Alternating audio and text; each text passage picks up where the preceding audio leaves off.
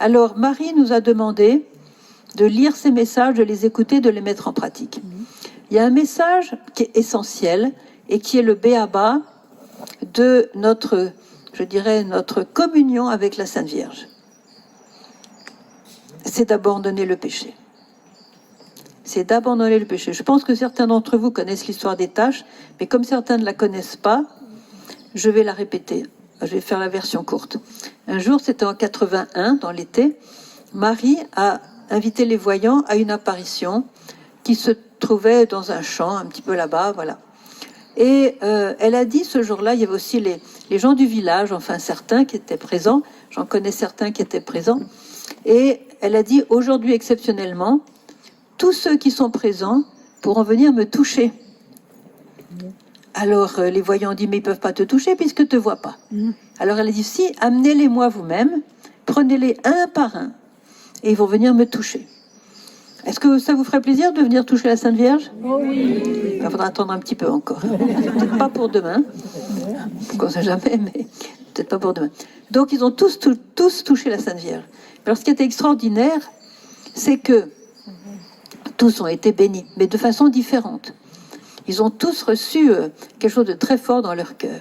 Mais voilà que, au bout d'un certain temps, les voyants se sont aperçus que des taches étaient apparues sur le vêtement de la Sainte Vierge. Alors ils ont pleuré. Ils ont pleuré en disant, gosse pas, Notre-Dame, qu'est-ce qui se passe que ta robe est devenue toute sale? Écoutez bien la réponse de la Sainte Vierge. Ce sont les péchés de ceux qui me touchent. C'est clair. Ce sont les péchés de ceux qui me touchent. Ils ont crié, ne touchez plus la Sainte Vierge, vous mettez des taches. Attention, c'était des péchés non confessés et non repentis. Si vous me suivez. Des péchés non confessés et dont on ne s'était pas repenti. Les autres ne font aucune tâche. Ils sont effacés par le Seigneur, lavés dans le sang du Christ, dans la confession. Alors, donc, ils sont tous partis le lendemain se confesser, vous pouvez compter sur eux. Et à ce moment-là, la Vierge a donné un très beau message qui a complètement changé la vie de Medjugorje. La Vierge a dit, chers enfants, je vous invite à purifier vos cœurs du péché. Car avec le péché, personne ne peut être heureux. Avec le péché, personne ne peut avoir la paix, la vraie paix, évidemment, de Dieu. Avec le péché, voilà, on ne peut pas avoir vraiment la paix. C'est pourquoi, chers enfants, je vous invite, quand elle nous dit « je vous invite », c'est une manière très maternelle de dire « ça serait bien que », voyez, je vous invite à une confession mensuelle, c'est-à-dire minimum une fois par mois. Minimum une fois par mois. Il faut bien donner un peu de travail au prêtre, hein. Voilà. Alors, voilà. Donc minimum une fois par mois, car, dit-elle, écoutez bien, il n'y a personne au monde qui n'aurait pas besoin d'une confession mensuelle. La confession mensuelle sera un remède pour l'Église d'Occident. Et comme l'Église d'Occident est malade, comme la Vierge l'a dit elle-même, quand Visca était en Israël, elle a eu une apparition à Jérusalem, et dans Jérusalem, la Vierge a dit « le cœur de l'Église est malade ». Et il y a 8 ans de ça. Donc, comme le cœur de l'Église est malade, c'est notre confession sincère, avec le cœur, si possible mensuel, ou même plus que mensuel, qui va changer le cours de l'histoire de l'Église. Parce qu'on est prompt à critiquer l'Église et les membres de l'Église, mais est-ce qu'on est prompt à donner sa vie pour l'épouse du Christ, qui est l'Église? Voyez. Donc, confession mensuelle. Et elle a donné un très bon moyen de faire une bonne confession avec le cœur. Je dis, chers enfants, mettez-vous devant la croix de mon fils Jésus. Adorez mon fils sur la croix, adorez-le longuement, adorez-le avec le cœur. Parce que quand vous êtes devant le crucifix, voyez, le vendredi, tous les vendredis, ici à la paroisse, on fait la vénération de la croix. Mais c'est bien de le faire tous les jours. J'espère que vous avez tous un crucifix dans votre maison. Bon, c'est bien.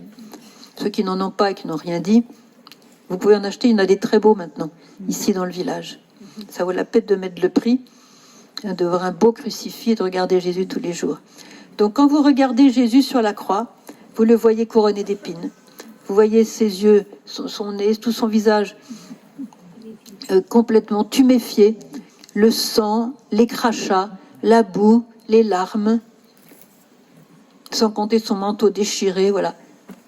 C'est une vision qui va susciter dans votre cœur la compassion. C'est pour ça qu'elle dit longuement, regardez-le longuement. Il ne s'agit pas de dire oui, bonjour Jésus, ça va, bon, allez, hop, s'occuper d'autre chose. Regardez-le longuement et avec le cœur. Je ne dis pas mettez-vous à sa place.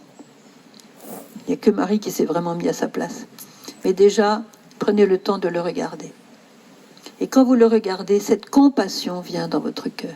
Vous dites, ah là là, mais qu'est-ce qu'il a souffert?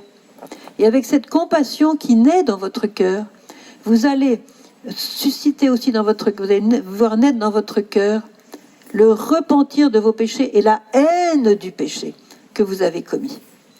Parce que vous savez très bien que ce qui a cloué Jésus sur la croix, c'est pas tellement les clous, c'est son amour qui a été transpercé par notre manque d'amour et nos péchés. C'est l'amour qui a fait le plus souffrir Jésus sur la croix. Un amour rejeté, bafoué, transpercé. Voyez ?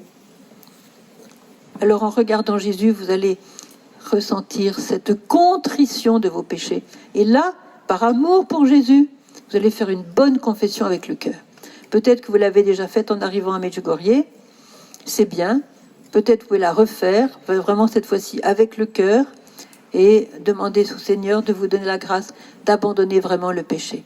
Parce que Marie est très triste de voir que beaucoup de gens viennent à Medjugorje pour demander des guérisons, demander des grâces, mais en même temps ils vivent dans le péché, ils vivent dans l'adultère, ils vivent dans le blasphème, ils vivent pas le dimanche, ils ne respectent pas le dimanche, ils s'habillent d'une manière provocante, regardez les 10 commandements de Dieu, hein, et vous verrez en quoi vous avez peut-être piétiné certains de ces commandements. Et là, il n'y a rien à faire. Si vous tenez à un péché, vous ne pouvez pas être avec le Seigneur.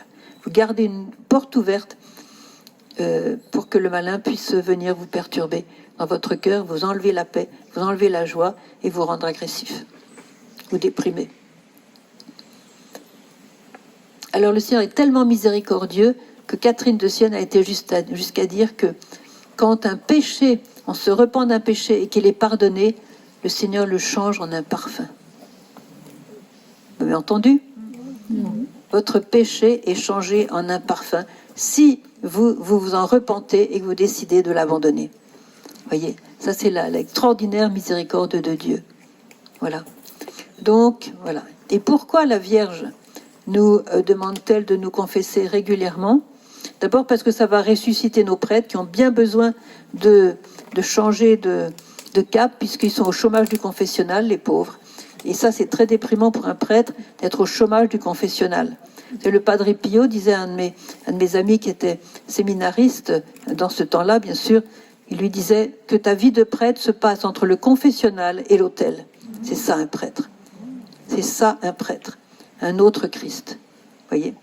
Il faut prier pour qu'on ait de saints prêtres et que les prêtres que nous avons actuellement, pas les critiquer, mais prier pour qu'ils deviennent de saints prêtres. Parce que dans chaque prêtre, Jésus habite d'une manière très particulière, très intime, et chaque prêtre est invité à devenir un saint prêtre, parce qu'un saint prêtre attire des milliers d'âmes au Seigneur. Et un prêtre qui quitte le sacerdoce, je ne dirai rien là-dessus, mais c'est une belle victoire de Satan. Oui. Satan a horreur du sacerdoce. Parce que un prêtre lui vole les âmes. Vous voyez, le curé d'Ars a volé plein d'âmes. C'est pour ça qu'un jour, le curé d'Ars, Satan est venu une nuit pour essayer de lui brûler son lit. Enfin, il a eu toutes sortes comme ça. Et Satan a dit au curé d'Ars, si j'en trouvais 3 comme toi en France, aussi saint que toi, si j'en trouvais 3 comme toi en France, je ne pourrais plus mettre les pieds dans ce pays. Autrement dit, il en manque 2. Alors priez pour ces 2-là. Vous êtes plus que 2. Vous êtes plus que 2 aujourd'hui. Mais c'est vrai, hein, c'est vrai. C'est extraordinaire, on verra au ciel l'impact d'un bon prêtre sur le monde, pas seulement sur sa paroisse, sur le monde entier. Voyez, Tout ça, ce sont les secrets de Dieu qu'on découvrira quand on sera au ciel. Donc, abandonner le péché et vraiment se repentir du mal.